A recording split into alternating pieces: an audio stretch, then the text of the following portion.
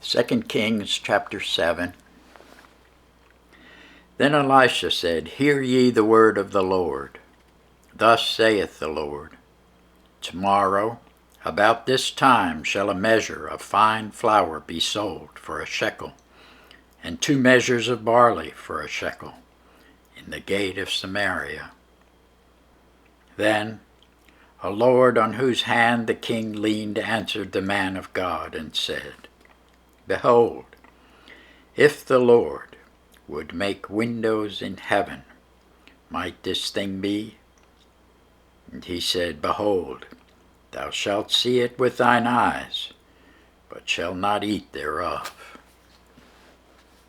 And there were 4 leprous men at the entering in of the gate. And they said one to another, Why sit we here until we die?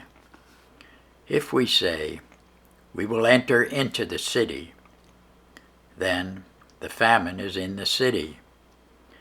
And if we shall die there, and if we sit still here, we die also. Now therefore come, let us fall unto the host of the Syrians. If they save us alive, we shall live. If they kill us, we shall but die. And they rose up in the twilight to go into the camp of the Syrians. And when they were come to the uttermost part of the camp of Syria, behold, there was no man there.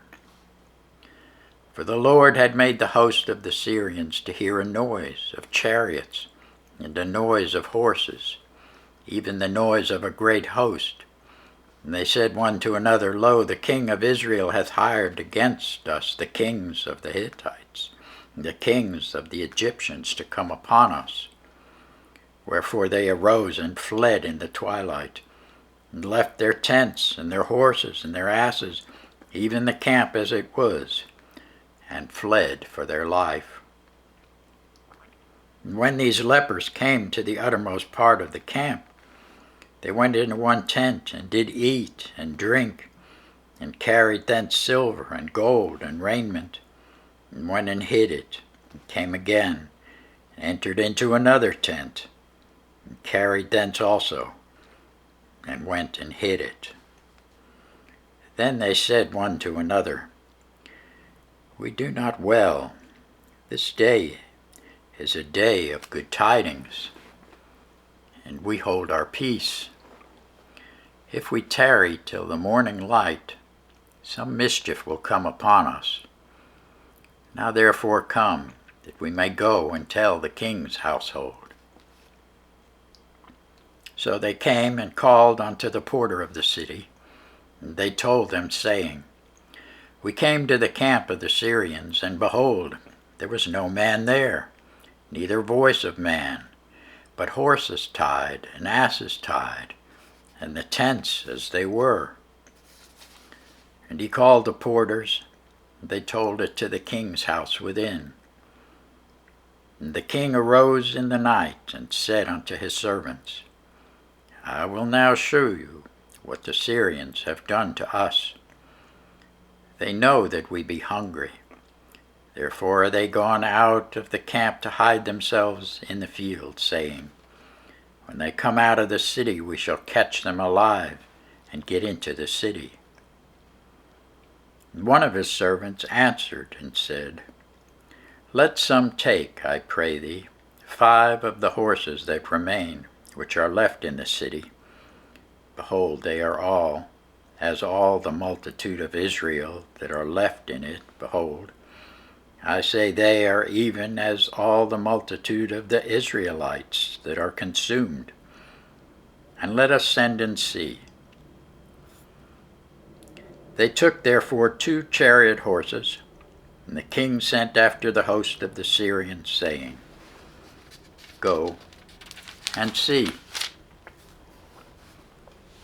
And they went after them unto Jordan, and lo, all the way was full of garments and vessels, which the Syrians had cast away in their haste. And the messengers returned and told the king. And the people went out and spoiled the tents of the Syrians. So a measure of fine flour was sold for a shekel, and 2 measures of barley for a shekel, according to the word of the Lord. And the king appointed the Lord, on whose hand he leaned, to have the charge of the gate. And the people trode upon him in the gate, and he died, as the man of God had said, who spake when the king came down to him. And it came to pass, as the man of God had spoken to the king, saying, 2 measures of barley for a shekel, and a measure of fine flour for a shekel, shall be tomorrow about this time in the gate of Samaria. And that Lord answered the man of God, and said, Now behold, if the Lord should make windows in heaven, might such a thing be? And he said, Behold, thou shalt see it with thine eyes, but shalt not eat thereof. And so it fell out unto him, for the people trode upon him in the gate, and he died. Thanks be to God for his word.